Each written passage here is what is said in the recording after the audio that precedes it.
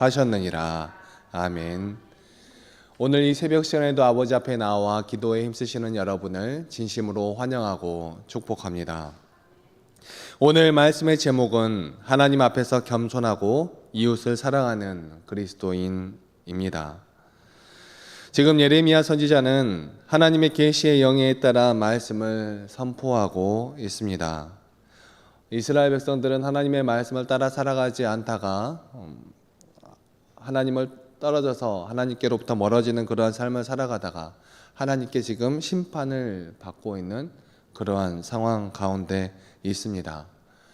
모든 성경은 하나님의 교훈으로 쓰여진 것으로 교훈과 책망과 바르게 함과 의로 교육하기에 유익하지만 그 성경 각각이 어떠한 상황에서 쓰여져 있는지 모르면 또 어떠한 환경 가운데서 쓰여져 있는지 모르면 아무 생각도 없이 아무 뜻도 없이 그저 똑같은 말만 할 수 있습니다. 그런데 예레미야서 같은 경우에는 북이스라엘이 멸망하고 남유다가 지금 위험한 상황 가운데에 있는 그런 상황 가운데 쓰여져 있는 책이다라는 것을 기억하며 읽어야 합니다. 또한 그렇게 된 이유가 하나님을 떠나버리고 하나님을 섬기지 않고 우상을 믿고 따르는 그러한 이스라엘 백성들의 모습으로 인한 것임을 기억하여야 합니다. 또 성경의 다른 곳에도 그러한 경우가 있습니다. 로마서를 쓴 배경은 바울이 고린도에 있을 때 로마에 보내는 그러한 편지였다라는 것을 기억해야 하고 또 디모데 전후서, 디도서 같은 경우는 바울이 자기의 제자와 같은 그런 후배들에게 보내는 그런 목회 서신임을 기억하며 성경을 읽어야 헷갈리지 않고 지금 여기서 무슨 말을 하고 있는지 그 뜻을 잘 알 수 있고 파악할 수가 있는 것입니다. 지금 예레미야 선지자는 하나님의 계시의 영에 따라 말씀을 선포하고 있습니다. 그런데 하나님의 말씀이면 사람들에게 유익이 되어야 하는 것 아니겠습니까?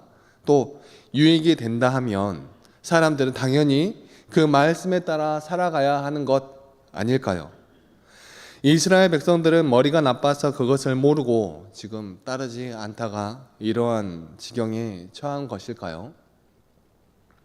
아니죠. 이스라엘 백성이, 이스라엘 민족이 이 세상 가운데, 지금 우리가 살아가고 있는 이 세상 가운데서도 어떤 힘과 영향력을 떨치고 있는지 여러분들이 혹시 아신다면 이스라엘 민족이 얼마나 뛰어난 민족인지 생각해 볼 수 있을 것입니다.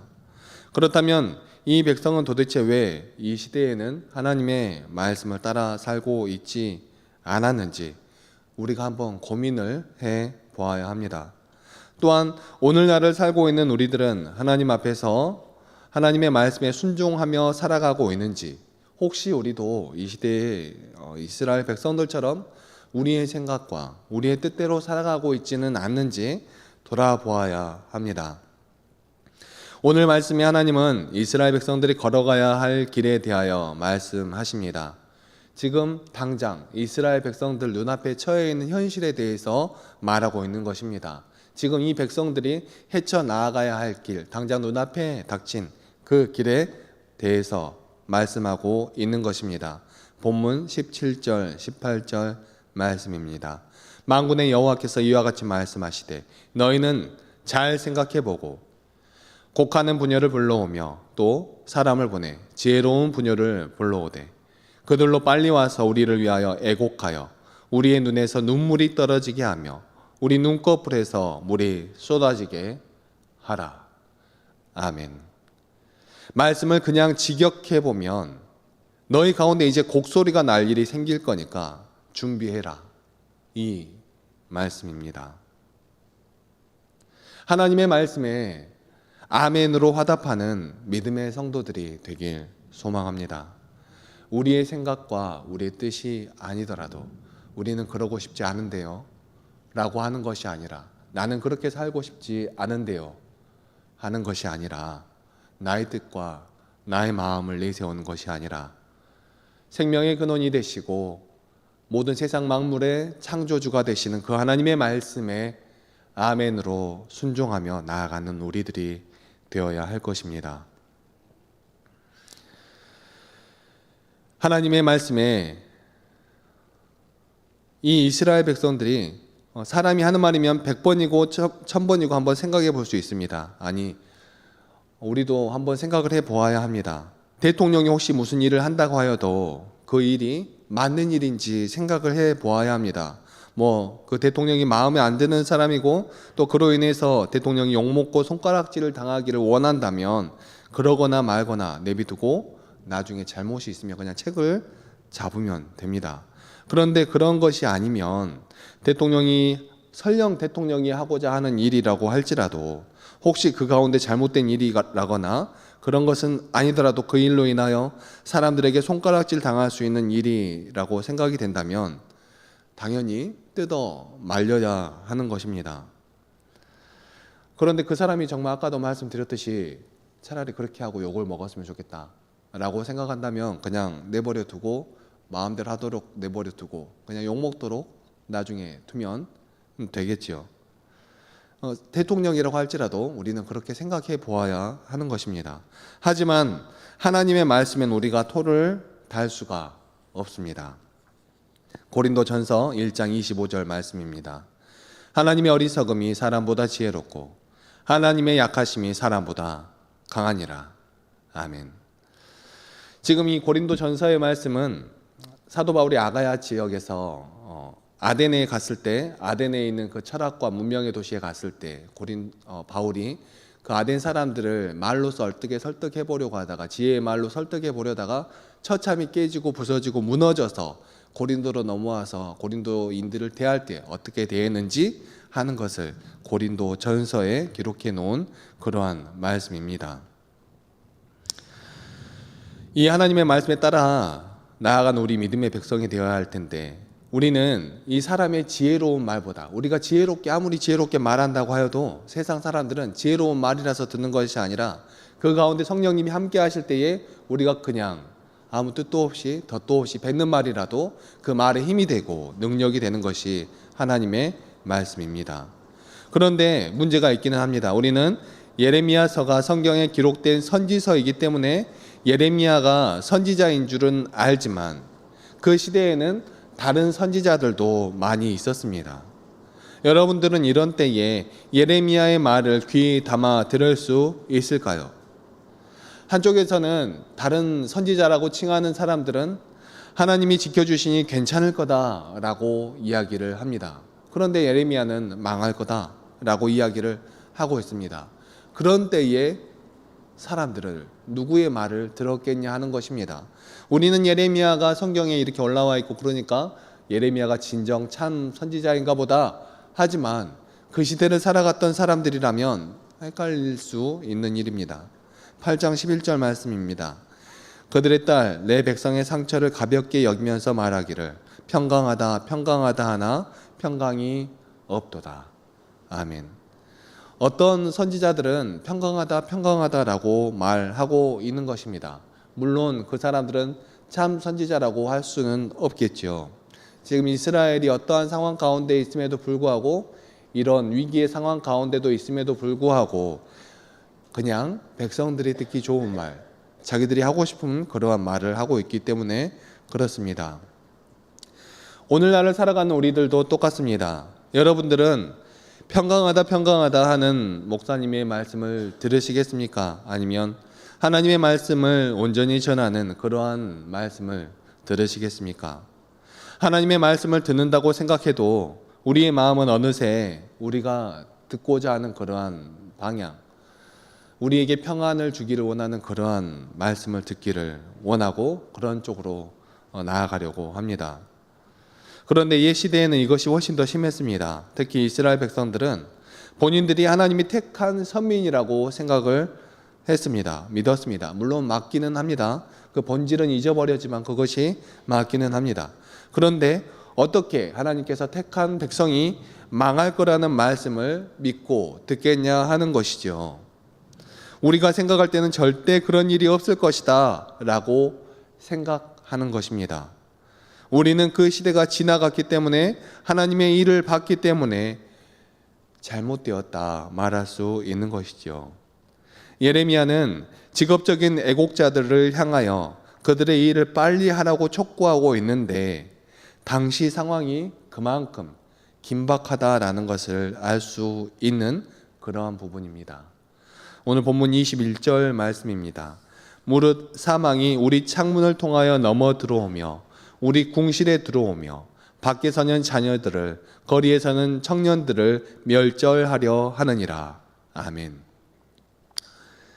우리가 만약에 이러한 상황 가운데 있다면 우리는 이 말씀에 아멘 할 수 있을까요? 우리는 그냥 지나고 나서 이야기로 보고 있는 말씀이지만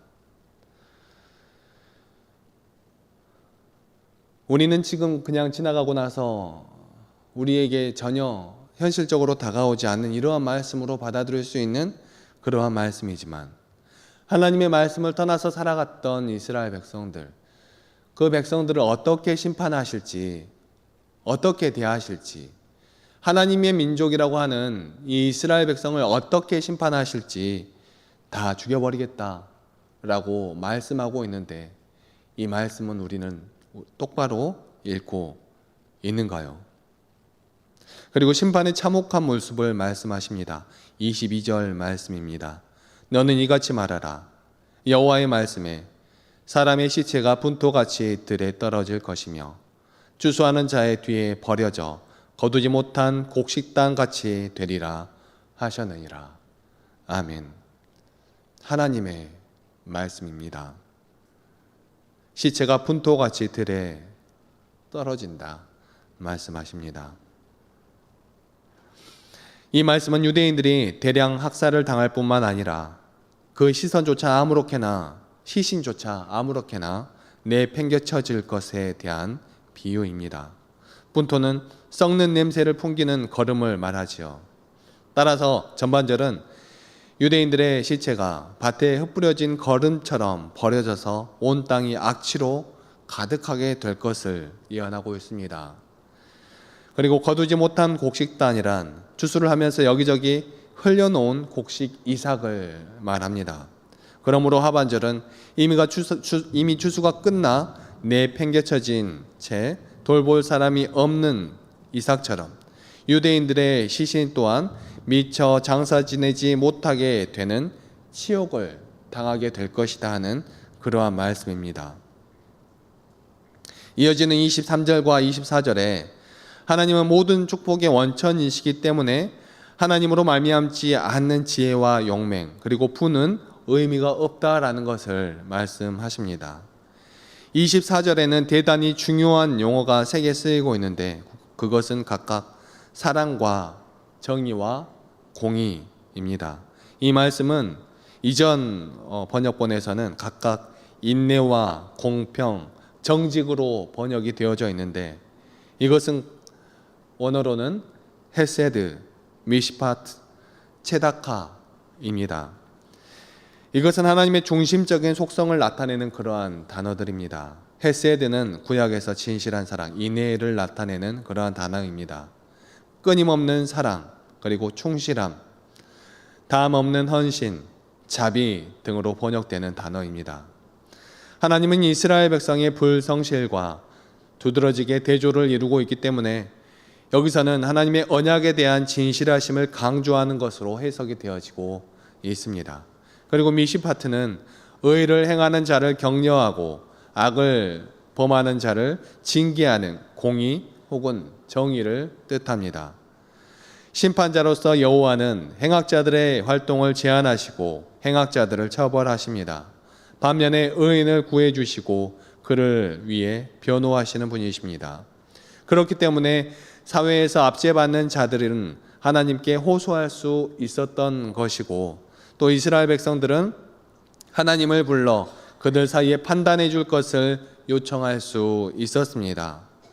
하나님은 모든 사람들의 자유와 권리가 완전히 보장받기를 원하셨던 것이며 이것은 그가 공의를 세우고자 하심을 나타내는 그러한 이야기입니다.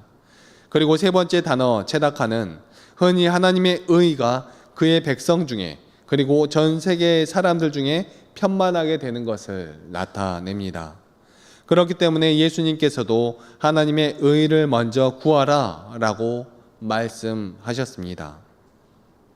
23절에 할례 받은 자는 유대인을 지칭하고 있고 할례 받지 못한 자는 이방인을 가리키고 있는데 이들은 모두 똑같이 여호와의 공의의 심판 아래에 있다 하는 것을 나타내고 있습니다. 마음의 할례가 없는 단순한 의식에 의한 육체적 할례가 하나님의 심판에서 그들을 구원해 주지 않는다는 것을 뜻하고 있습니다. 이 말씀은 오늘날을 살아가는 우리에게도 동일하게 적용합니다. 그리스도인인가 아닌가가 중요한 것이 아니라 겉만 그리스도인인가 아닌가가 중요합니다. 겉만 그리스도인이라고 하는 것은 무엇입니까? 예수님을 믿는다라고 하면서 입으로는 예수님을 믿는다고 시인하지만 그의 삶 가운데서 예수님의 뜻대로 살아가는 그러한 삶은 나타나지 않는 것을 말합니다. 우리의 믿음은 당연히 중요합니다. 그런데 우리가 그냥 입으로 하는 말은 아무것도 아닌 것일 수도 있습니다. 우리의 믿음은 우리의 삶의 열매로 나타나야 합니다. 삶의 열매란 무엇입니까? 우리 한 사람 한 사람이 각자가 모두가 하나님의 말씀대로 그 말씀을 좇아 따라 나아가며 우리의 변화된 모습, 성령으로 충만한 모습, 성령의 9가지 열매라고 하죠. 그 열매가 나타나는 것이 우리에게 열매가 되는 것입니다. 그런데 그러한 열매가 없는 모습, 열매가 없는데 그것이 나무라고 할 수 있을까요?